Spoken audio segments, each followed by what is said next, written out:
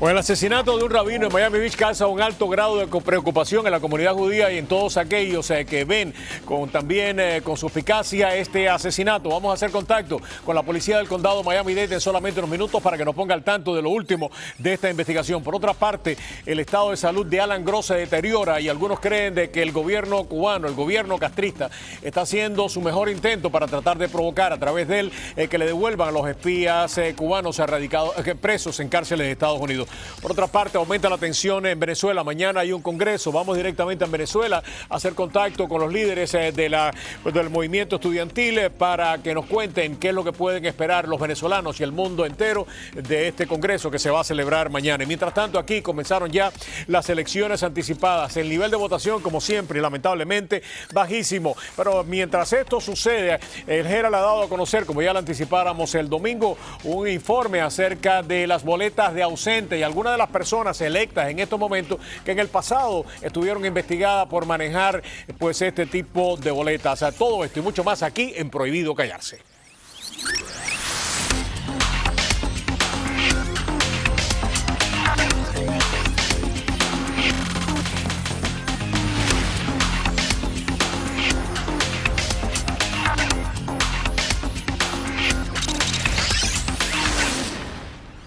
Good morning. My name is Chief Alfredo Ramirez. I'm in charge of the Criminal Investigations Division. I'd like to give you an update on the murder that occurred this weekend.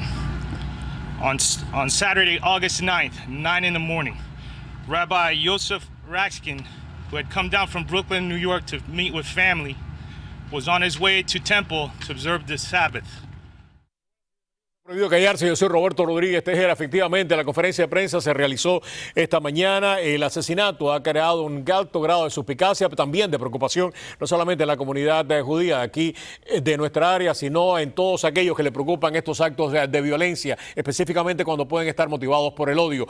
Vamos a estar conversando con nuestros invitados en solamente unos segundos. Tenemos precisamente para hablar de este tema, Rolando Béjar, es analista político internacional, ha manejado este tema de los crímenes de odio desde hace muchísimo tiempo y le damos la bienvenida al programa, como siempre, un verdadero placer.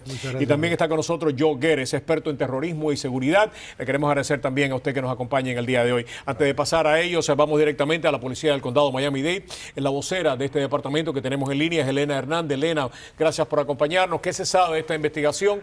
¿Qué puede compartir con nosotros? Adelante, por favor. Buenas. Puedo decirle que esta víctima, el rabino Raskin, estaba visitando familia aquí en Miami desde Nueva York. Cuando estaba caminando a la sinagoga el sábado por la mañana, aproximadamente a las 9 de la mañana, fue confrontado por dos hombres de la raza negra.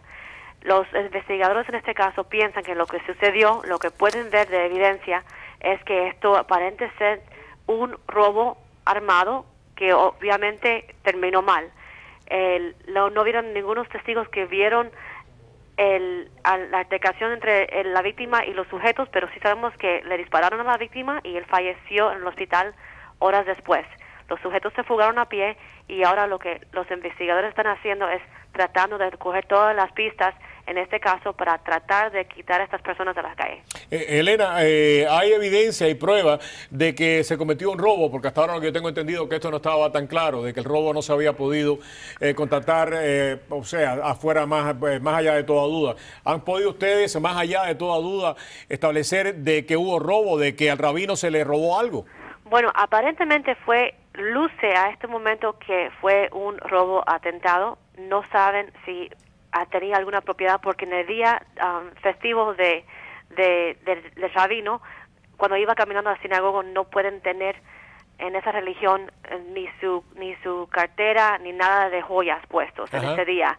No piensan que él tenía nada de su propiedad encima y a lo mejor eso fue causa porque le dispararon, pero en este momento aparentemente ser que fue un robo atentado. No piensan que fue un crimen de odio, pero todavía es muy temprano una investigación para confirmar algo. Y como te dije, están pidiendo la ayuda de la comunidad, que por favor, si saben algo, que se comuniquen con la policía para sacar a estas personas de las calles. Elena, no hace mucho precisamente en esta área, en una sinagoga, aparecieron varias suásticas.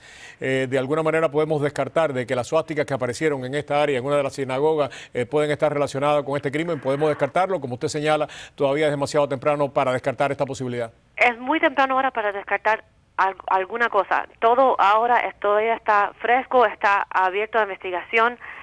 No podemos descartar nada en este momento porque cada pieza puede ser algo que nos puede ayudar en resolver esta investigación. Hasta ahora tenemos que los sujetos son 2 hombres de la raza negra y que fue baleado el rabino y después falleció. Elena, muchas gracias, muy amable. Es Elena Hernández, vocera del Departamento de Policía del Condado Miami-Dade. Rolando, muchísimas gracias. Muchísimas gracias, señor Gere, por acompañarnos. Rolando, tú has lidiado con este tema desde hace muchísimo tiempo, con crímenes de odio. ¿Y por qué esto es importante? Porque más allá de lo que ha estado sucediendo en este momento en el Medio Oriente, se ha desatado precisamente una xenofobia específicamente contra los judíos. En Europa, en algunas partes de Estados Unidos, donde hemos visto aparecer suásticas, donde nuevamente los judíos son el objetivo de crímenes de odio, no solamente en Europa, sino aquí también. Bueno, muchas gracias por la oportunidad de hablar de esto, que para mí es un tema importantísimo. Hace un par de domingos, el día 20, hubo una manifestación frente al consulado israelí en Biscayne Boulevard, donde se agruparon un grupo de palestinos y abiertamente y sin ningún enfado gritaban que eran de Hamas y que querían yihad. Y cuando un periodista, un camarógrafo hebreo los estaba filmando, le dijeron en cámara que lo iban a matar a él y a todos los judíos. Eso es uno. Después han sucedido todos estos hechos que han aparecido suásticas y el nombre de Hamas en automóviles y demás. Y este caso horrible del asesinato de este rabino, pero hay un dato que quizás la prensa todavía no lo está manejando, que yo me enteré hoy por la mañana, porque hice un par de llamadas por teléfono, que durante los servicios que le hicieron al rabino, porque el rabino se lo llevaron para enterrarlo a Brooklyn, pero se le hicieron unos servicios acá, hubo carros que fueron dañados con suásticas y con cruces gamadas. Wow. Eso fue sucedido hoy. Hoy o ayer, cuando se hicieron los servicios, en la misma área donde sucedió este asesinato. Lo que dice la vocera, yo creo que es lo totalmente razonable, porque no se puede descartar nada, pero no se puede afirmar en este momento que fue un crimen de odio, porque no debe ser. Lo que sea, la verdad es lo que debe decirse. Ahora, hay un par de datos, como ella bien dijo, el rabino no tenía ninguna propiedad encima. Y normalmente cuando hay un asesinato, cuando hay un robo, el que va a robar trata de complicarse la vida lo menos posible. Es la mentalidad del delincuente. Cometer el delito con la menor posibilidad de que lo cojan, que lo atrapen y que lo metan preso. Entonces, lo normal es que si le dijeron al rabino, dame lo que tiene, el rabino le iba a dar todo lo que tenía arriba. No tenía nada. A no ser que estuvieran bajo los efectos de estupefacientes, que le dieron un tiro por rabia, pero no es la conducta normal. Totalmente. Señor Gere, una de las cosas que uno se plantea, y es por eso la preocupación, el antisemitismo está subiendo a niveles preocupantes en todas partes del mundo, como decía al principio del programa, en Europa, aquí en Estados Unidos, en América Latina estamos viendo resurgir el antisemitismo precisamente por una presencia de Irán y sobre todo las alianzas que se están estableciendo en algunos de los países de la región con algunos de los países más extremistas, grupos más extremistas del Medio Oriente. Estoy hablando de que Venezuela, aún Argentina, tiene lazos muy estrechos con algunas de estas organizaciones que muchos en el mundo consideran que son terroristas. ¿Hasta dónde esto está penetrando? Mira, sin lugar a dudas, es una conciencia muy grande que este rabino haya sido asesinado justo en este momento. Con mi organización, TECNO, llevamos básicamente 8 años urgiéndole a la comunidad judía de la Florida específicamente, y hemos trabajado con otros estados para que se protejan.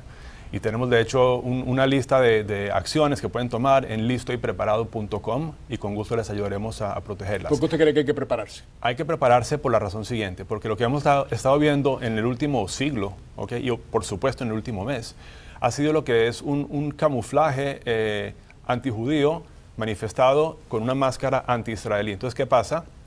Cuando tú ves con todos estos eventos que han estado ocurriendo últimamente, el ser anti-israelí aparenta ser algo legítimo, ¿verdad? Porque tenemos pero lo que está realmente detrás de eso es antisemitismo. Tú cuando ves una protesta, como decía acá mi colega, el 20 de julio en Miami, cuando tú lees las pancartas de lo que la gente estaba pidiendo, ellos no estaban pidiendo viva a los palestinos, liberen... No, estaban diciendo muerte a los judíos, muerte al occidente, muerte a Estados Unidos. Están todos ellos, y muchas veces lo dicen en árabe, cosa que es un problema porque no lo entendemos, pero ellos sí lo entienden. Pero cuando tú lo notas, y hoy en día con descaro. Inclusive, mira, hace 3 días, un ex marín de los Estados Unidos se paró al frente de la Casa Blanca con una bandera americana y una israelí. Tú puedes creer que lo atacaron al frente y eso está en YouTube, lo pueden revisar.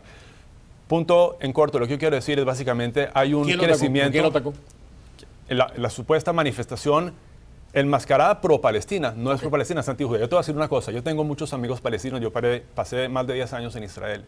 Tengo amigos palestinos en el mundo y tengo amigos palestinos en Gaza.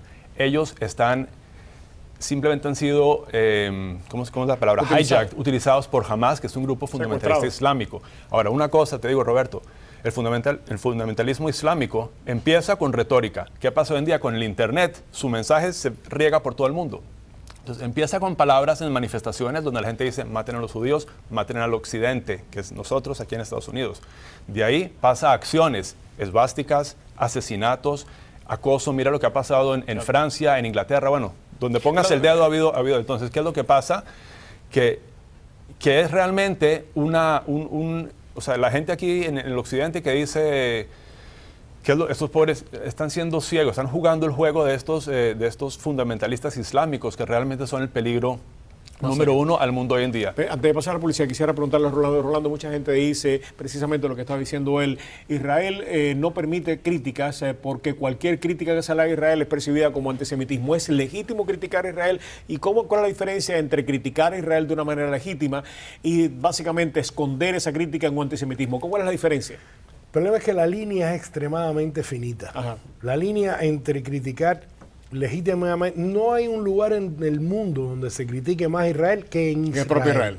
¿Okay? En Israel se publica todo lo que se quiere publicar contra las acciones que tiene el gobierno. Porque es la única democracia en el Medio Oriente. Entonces, pero lamentablemente, como decía él, la prensa y la izquierda fundamentalmente ha utilizado la herramienta de criticar a Israel cuando en definitiva son expresiones de antisemitismo. Entonces es una línea muy finita que se cruza con mucha facilidad y hay que tener, por lo menos el que lo haga de buena fe, por lo menos entender a quién sirve, si es necesaria la crítica y a quién sirve esa crítica en ese momento. Okay. Tengo que pasar a la policía, perdón, doctor, tengo que pasar a la policía, pero vamos a regresar con este tema tremendamente importante, porque los crímenes de odio no solamente se están manifestando, como decía anteriormente, en Europa, donde son una realidad muy peligrosa.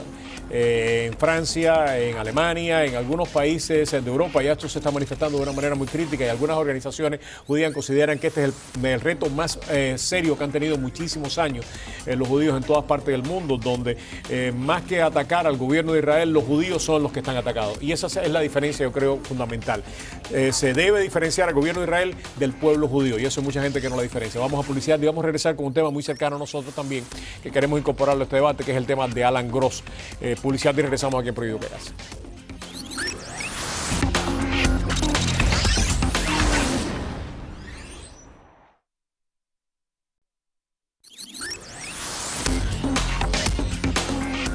Que regresamos acá a Prohibido Callarse. Está con nosotros para abordar un tema tremendamente importante. Joe Guerra es experto en terrorismo y seguridad. Y también está con nosotros Rolando Béjar, analista político internacional. Además, Rolando ha estado en muchas de estas organizaciones que se preocupan de estos temas de una manera muy puntual, en que él está hablando precisamente como analista en el día de hoy. Usted iba a decir algo y lo interrumpí, pero acerca de las organizaciones palestinas y también de cómo se maneja este tema.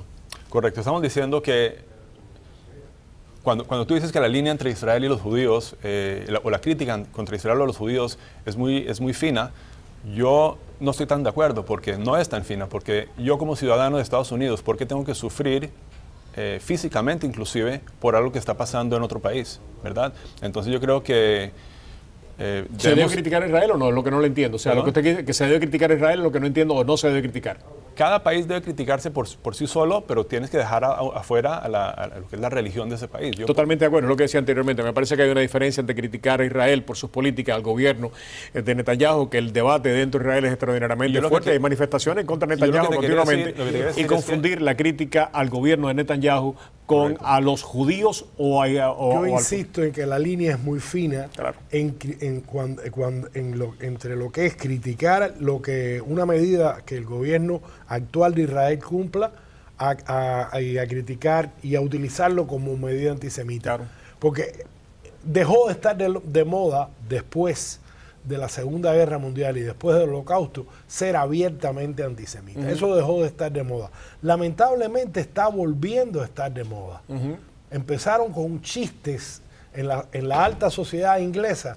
El primer indicio fue que se empezaron a hacer chistes antisemitas en la alta sociedad inglesa alrededor del año 80. Fueron los primeros indicios de este camino. Bueno, Rudolf Hess no fue a Inglaterra precisamente en el año por gusto. No, pero te digo, claro. No fue por gusto. Entonces, yo en eso no coincido mucho con él. Pero el punto es que pase lo que pase en Israel, yo estando en Estados Unidos, en Miami, o en Londres, o en París, debo exigirle al gobierno que me proteja, ¿verdad?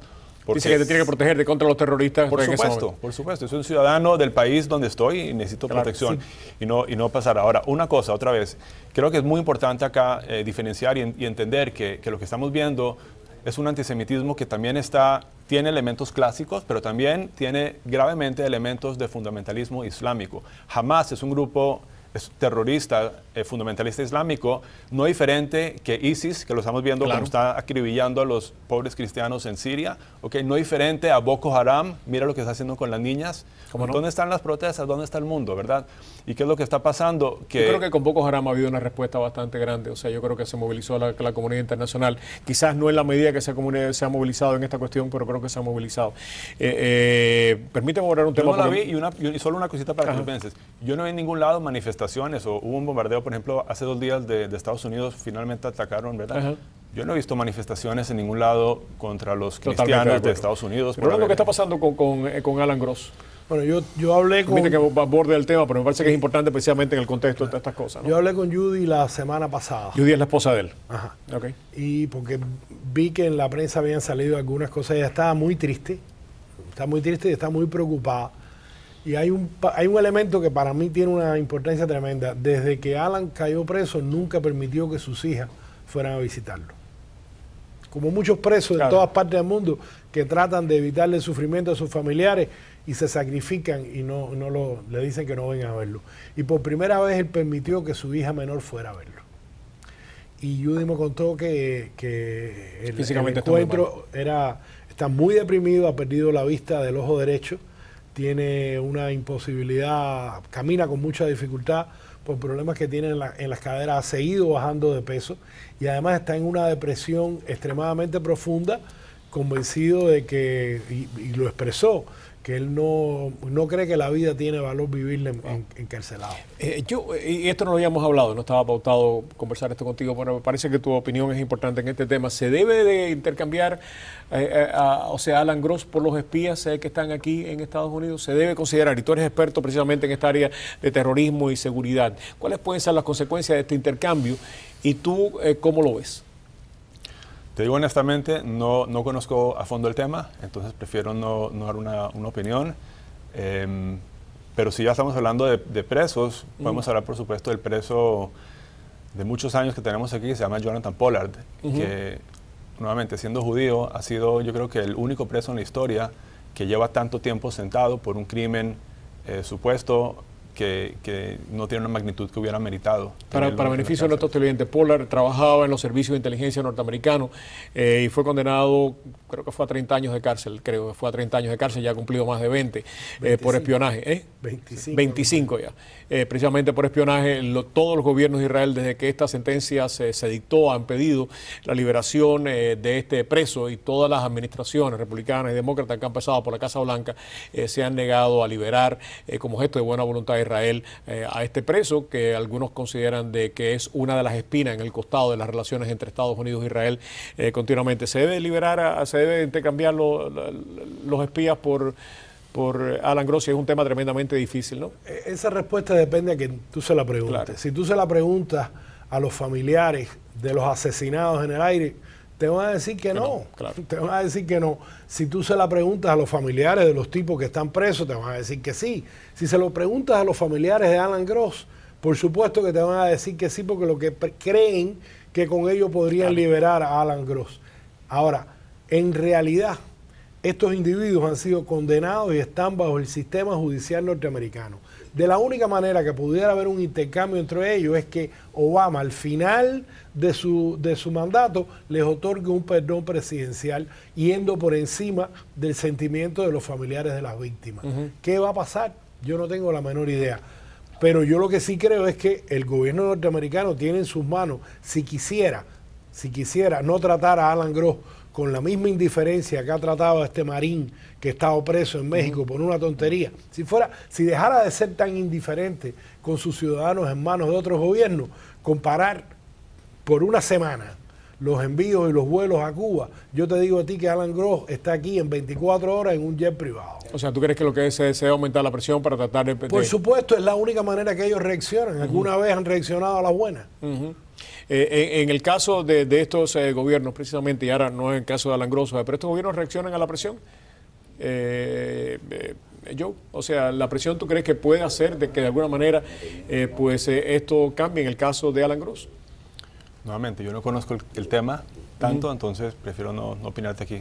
Okay. De todas maneras, me parece que algo bien importante, ¿no? Todo parece indicar que el gobierno cubano sí quiere canjear a Alan Gross por los espías y esta es una conclusión mía, ¿no? Que por supuesto no tengo información privilegiada para emitirla, pero a mi juicio, más que la muerte de Alan Gross en las prisiones cubanas, el gobierno cubano lo que tiene miedo es que Fidel Castro se muera antes que Alan Gross sea liberado. Yo creo que esta es la última batalla que Fidel Castro antes que muera, pues le quiere ganar a Estados Unidos, y me parece a mí que esto lo que revela no el estado de salud de Alan Gross, que es malo ya de por sí, sino lo que puede revelar es el estado de salud del propio Fidel Castro, porque la ofensiva que se ha lanzado para tratar de conseguir la libertad de Alan Gross es tremenda. Millones y millones y millones de dólares en propaganda en el mundo entero. En cada capital importante del mundo hay un comité de pedido de la liberación de los 5 Pareció a lo que pasó con Ilián.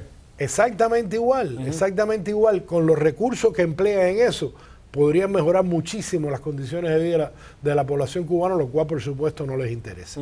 Les interesa mucho más cumplirle el último capricho al comandante en jefe. Antes de terminar, yo ahora sí entro en un tema que es tu especialidad, y es el tema precisamente de qué es lo que puede estar sucediendo o sea, para evitar y cómo se está preparando o sea, las comunidades judías en contra de este antisemitismo que está barriendo todo el mundo. ¿Qué es lo que están haciendo?